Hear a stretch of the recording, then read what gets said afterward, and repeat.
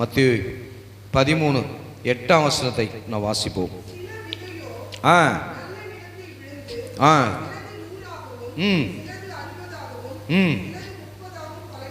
அப்போ சில விதை எங்க விழுந்துச்சுன்னா நல்ல நிலத்தில் விழுந்திருக்கிறது. அது பார்த்தீங்கன்னா 100ஆக 60ஆக 30ஆக பலன் கொடுக்கிறது. பலன் விதை விழுதுன்னா அது உடனே முளைத்து நல்ல பலனை கொடுக்கணும். எங்க விழுந்தா அது பலன் நல்ல நிலத்தில் விழுந்தால் நீங்கள் அனைவரும் பண்படுத்தப்பட்ட நிலங்களா இருக்கணும், நல்ல நிலங்களா இருக்கணும். அப்படியே பண்படுத்தப்பட்டு ஜபத்தில் பிரசங்கத்தில் போதகருடைய அறிவுரைகளை கேட்டு உங்கள் இருதயம் அப்படியே பண்படுத்தப்பட்டதாக இருக்கணும். உங்கள் இருதயம் அவ்வளோ பக்கப்பட்டதாக இருக்கணும். அப்போ உங்கள் இருதயத்தில் விதைக்கப்பட்ட விதைகள், விதை என்றால் வசனம், நிலம் என்றால் இருதயம். அப்போ வசனத்தை உங்கள் இருதயத்தில் விதைக்கும் போது அது உடனே பலன் கொடுக்கணும். கேட்ட வசனங்கள் பலனற்று போகாமல் இருக்கக்கூடாது. அப்படி என்று ஒரு அருமையான ஓமையை அவர் உங்களுக்கு சொல்கிறார். ஒரு இருதயத்திலே விதைக்கப்பட்ட விதை பலன் கொடுக்க வேண்டும். நீங்கள் எல்லாரும் பலன் கொடுக்கிறவர்களாக மாறணும். அவர் நேரடியாக உங்கள் இருதயத்தில் இந்த வசனத்தை நீங்கள் வச்சு பலன் கொடுக்கணும் அப்படின்னு சொன்னால் உங்களுக்கு அது ஒரு கோபமாக தோன்றன்னு சொல்லி தான் ஒரு நிலம் இருந்துச்சு, ஒரு விதை இருந்துச்சு, அப்படி வித்தியாசமாய் தேவன் சொல்லுகிறார். வசனத்துக்கு அவ்வளோ ஒரு முக்கியத்துவம் கொடுக்கணும். பசங்க கேட்டுக்கொண்டிருக்கும் போது சில பேர் சலசலன்னு அங்கே பேசிகிட்டு இருப்பாங்க. ஒரு குழந்தை விளையாடிட்டு இருக்கும், அந்த குழந்தைய ஒரு 10 பேர் அந்த குழந்தைய பார்த்துட்டு இருப்பாங்க. இப்போ வசனங்களை சரியா தெளிவா இருதயமாகிய அந்த நிலத்தில் சரியா விதைக்க இடம் கொடுக்க மாட்டாங்க. அது செவியில் முதலாவது கேட்கணும். டைரக்டாக விதையை கொண்டு போய் வசனத்தை இதயத்தில் விதைக்க முடியாது. செவியில் கேட்டு அதன் மூலமாக இருதயத்தில் அப்படியே பதிய வைக்கணும். அப்போ மக்கள் அதை முதலாவது சில வசனங்களை, வார்த்தைகளை செவியில் கேட்க மாட்டாங்க. ஒரு நாள் இரவு ஜபம் நடந்து கொண்டிருக்கிறது வெளியில். அப்போது ஜபா என்று சொல்லக்கூடிய ஒரு சகோதரன், அவர் எங்கள் மாமா பையன் தான் அவர். அப்போ அவர் இந்த ஜபத்தில் உட்காந்துருக்காரு. இன்னும் வாலிபர்கள் கூட உட்காந்துட்டு இருக்காங்க.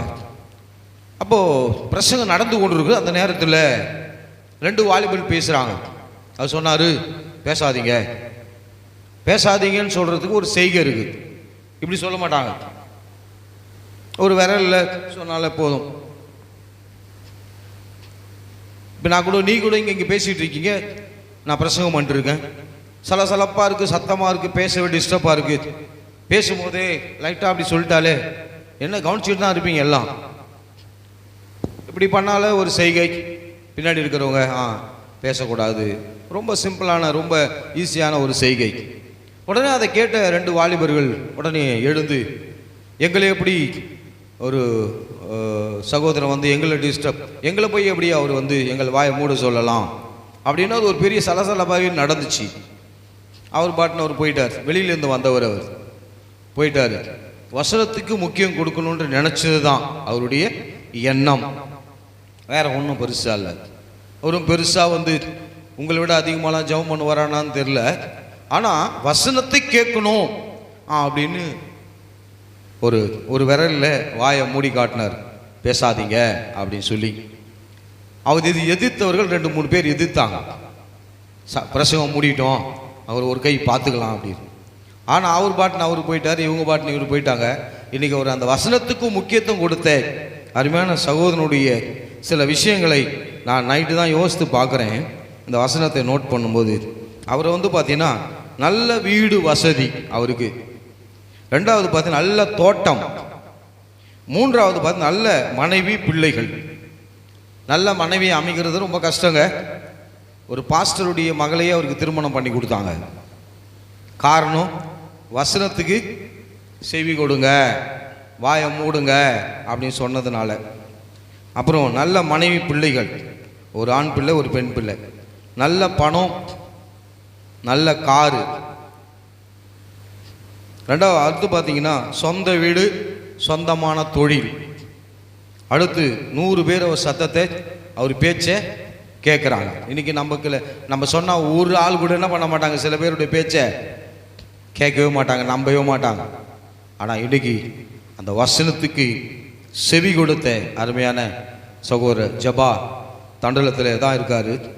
அப்போது உங்களை விட பெருசாக அவர் வசனத்தை தியானிப்பார், போவார், வருவார்னு கிடையாது. சபைக்கு நீட்டாக போவார், குடும்பமாக. கொர்நேலியோ போல சபையில் பயந்து குடும்பமாக போவார். அவங்க அப்பா சின்ன வயசுலேருந்து அந்த டியூன் பண்ணுறது தான். இடையிலெல்லாம் யாரையும் டியூன் பண்ண முடியாது. அதுதான் நான் சொல்வேன், அடிக்கடி குழந்தைங்கள நீங்கள் சரி பண்ணிகிட்டே இருங்க. சில பேர் பார்த்தீங்க, அப்பா அம்மா என்ன, அம்மா தான் சொல்லுவாங்க, பாஸ்டர் அம்மா, அப்பா அம்மா என்னங்க பண்ணுவாங்க, பிள்ளைங்க தப்பு பண்ணிச்சு அப்படி சொல்லுவாங்க. நம்ம கையில் தான் இருக்குது பிள்ளைங்களை சின்ன வயசுல டியூன் பண்ண வைக்கணும். அவங்க அப்பா ஜபான்னு சொல்கிறேன் சகோதரனை அப்படியே தேவனுக்குள்ளே நடத்தி கொண்டு கொஞ்சம் முரட்டாட்டமாக தான் இருப்பார் அவர். ஆனால் அவங்க அப்பா தட்டி தட்டி தட்டி தட்டி ஜப நேரம், ஆண்டவர், கர்த்தர், கடவுளுக்கு கொடுக்க வேண்டிய காணிக்கை, இதெல்லாவற்றையும் அவரை ரொம்ப அருமையாக டியூன் பண்ணி வச்சாருங்க. இன்னைக்கு அவர் 30, 60, 100 அல்ல, 1000, 1,00,000 கோடியாய் அவர் பலன் கொடுத்து கொண்டிருக்கிறார். நீங்களும் பழைய வசனம் சொல்றதை விட நீங்க புதிதா 30, 60, 100 இல்லாம 1000, 1,00,000 கோடியாய் நீங்கள் பலன் கொடுக்க வேண்டும். உங்கள் இருதயமாகிய நிலம் பண்படுத்தப்பட்டு வசனமாகிய அந்த விதையை விதைக்கும் போது நீங்கள் மிகுதியான ஒரு பலனை நீங்கள் கொடுக்கணும். அந்த வசனத்துக்கு நீங்கள் முக்கியம் கொடுக்கணும். ஒரு ஆளை உங்களுக்கு அறிமுகப்படுத்துகிறேன், ஒரு வாலிபரை. வசனம், என் வசனத்துக்கு, என் வார்த்தைக்கு நடுங்குகிறவனை நான் நோக்கி பார்ப்பேன்.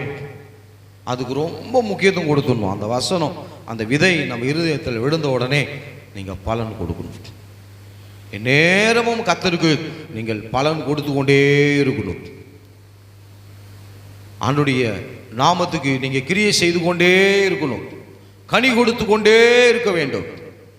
ரட்சிக்கப்பட்ட நாள்லேருந்து இன்ன வரைக்கும் அப்படியே தான் இருக்கேன். பெருசாக ஒன்றும் யாருக்கும் எந்த உதவியாக இல்லை. என் குடும்பத்துக்கோ, சொந்த ஜனங்களுக்கோ, சபைக்கோ, ஊழியக்காருக்கோ பெருசாக சொல்கிற அளவுக்கு நான் இல்லைன்ற கூடாது. உங்களை பற்றி இந்த சபையில், விசுவாசல் மத்தியிலே, சொந்த ஜனங்கள் மத்தியிலே புகழ்ந்து பேசுகிற அளவுக்கு நீங்கள் கனி கொடுக்கிறவளாக இருக்கணும். உங்கள் இருதயத்தில் விழுந்த விதைகள் முளைத்து 30, 60, 100 இல்லாமல் 1000, 1,00,000 கோடியாய் பலன் கொடுக்க கர்த்தர் உங்களை ஆசீர்வதிப்பாராக. ஆமென். நம்ம யாவரும் கண்களை மூடி நம்ம ஜெபம் பண்ணுவோம்.